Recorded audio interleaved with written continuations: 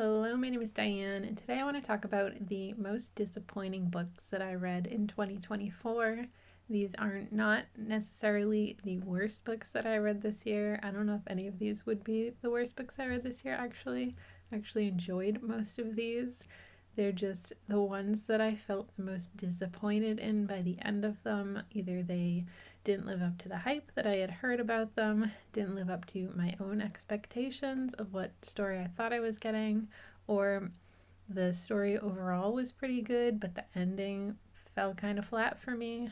So just not bad books by any means, but books that I just felt a little disappointed by the time I was done with it. I'm going to talk about 5 books today. They're all pretty different, but they all were a little disappointing for different reasons. The first of these is The Gods Themselves by Isaac Asimov.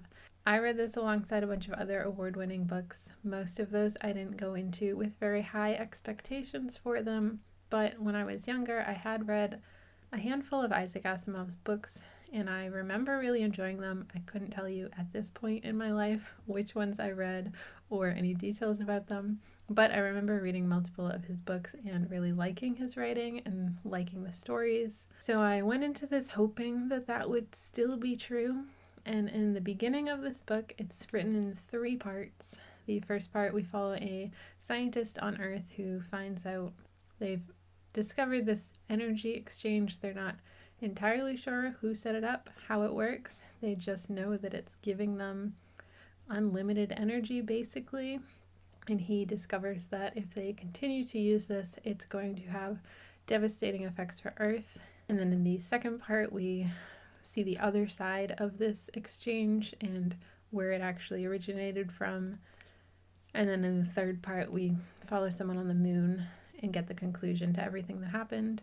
I really loved the first part of the story. I felt really invested in what was going on.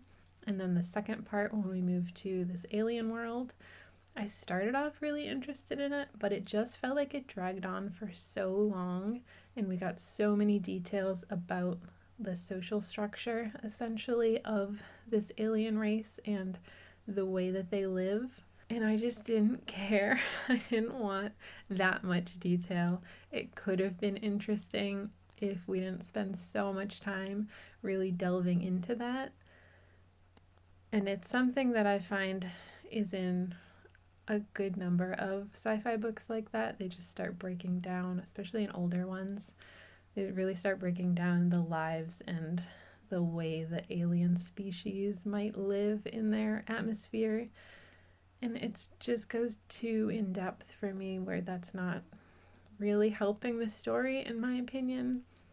By the time I got to the ending, I really didn't care about anything that was going on anymore. I completely lost interest in it.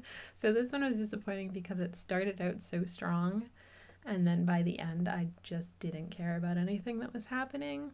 The next book is The Girl with All the Gifts by M.R. Carey. I've seen this one around quite a bit, but the first M.R. Carey I read was last year. I read Infinity Gate, and I really loved that story. I really liked the writing of it and just what was going on in it in general. And I didn't really know much about this book, but I had heard good things about it, so I went into it with high hopes, having liked M.R. Carey's work. The story follows primarily a young girl who is living in this school. It's very bizarre, and you know that the world around them is very dangerous, and you find out pretty early on in the story that there are these hungries out in the world, which are more or less zombies. And we find out that this young girl is actually a hungry, as are the other children in the school, which is why they are watched so carefully, kept separate. No one really interacts with them in the way you would expect adults interacting with young children. They are very cautious around them and don't really get to know them very well. And then when the school is attacked, her and 4 of the adults that work there end up trying to travel to this base that they would typically report to hopefully find safety and figure out what their next steps would be. And along the way, there's a lot of conversations about why this girl is able to help them and have a relationship with them and not be overtaken by the virus that is inside of her, where she should be and is very dangerous to them, but she is helping them and working with them. and also what differentiates her with the other children who don't have this ability to control their desires to eat flesh. So I thought this was really interesting, but it is very centered on the characters. We do see the points of view of each of the characters that are traveling together, and I really didn't like all of them. I liked probably 3 of them I found really interesting, and the other 2 I just didn't really care what was going on with them, at least not enough to be in their heads. So I did enjoy this story. It's just not quite what I expected going into it. I thought we would have seen a little bit more of the world. They are traveling through it, but because of how dangerous it is and how few regular people are just living in the world, there's not a ton of interaction. It's mostly centered around this girl and kind of figuring out where she fits into things and what that could mean for the other children that have this virus, and also for these adults coming to terms with maybe we can trust them, maybe they're not just mindless monsters like we've been treating them. So I liked part of this, but just overall as a whole, I didn't love this as much as I thought that I would, but it was still a good read. The next book is The Warm Hands of Ghosts by Katherine Arden, and this definitely falls in the group of I don't think this is a bad book at all. I actually really liked this book, but while I was reading it, I just felt like the writing wasn't quite as polished as I would have expected. Having read Katherine Arden before, this story follows a sister and a brother who were both in the First World War, and she was a field nurse who got injured and sent back to Canada, and then she finds out that he has died, or at least gone missing, and is assumed dead.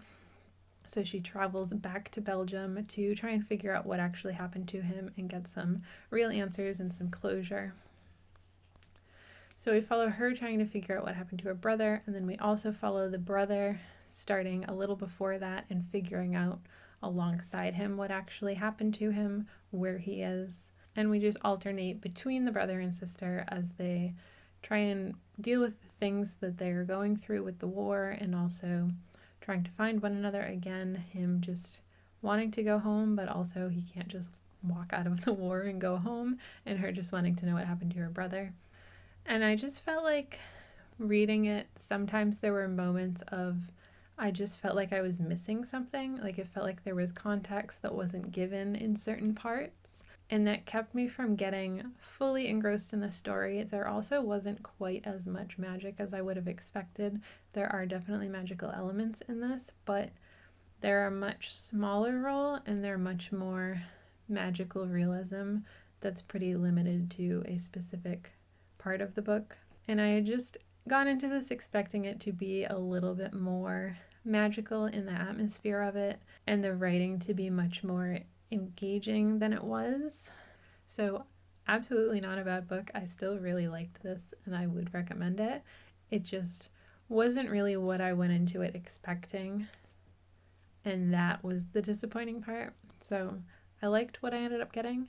It just wasn't really what I thought it would be based on all of the hype surrounding it. Next, I have Good Girls Don't Die by Christina Henry. This is a thriller, which I don't really read hardly ever. Once in a while I'll pick them up. So this isn't really my genre, but this story sounded interesting. We follow 3 women who are in very different, very dangerous situations. They all have very different things going on. And I really liked the first woman who's in it, and I liked her part of the story. We go one at a time through them, and then in the end they are all together and we figure out how their stories are connected. I really liked the first one. The second one felt, they're all a little bit silly. It's not like a funny book, it's a thriller, but just the situation she was in felt a little less believable. And then the third woman more so. I was probably less invested in the third woman, but by that point I was just having fun reading it. It was a pretty entertaining read. I was interested in figuring out what was going on. And then the ending, when they're all together and there's the big reveal of why they're all together and why their situations are related, really just fell flat for me. I just didn't like the big reveal of what's going on with them, why their stories are connected, who's behind what's happening to them.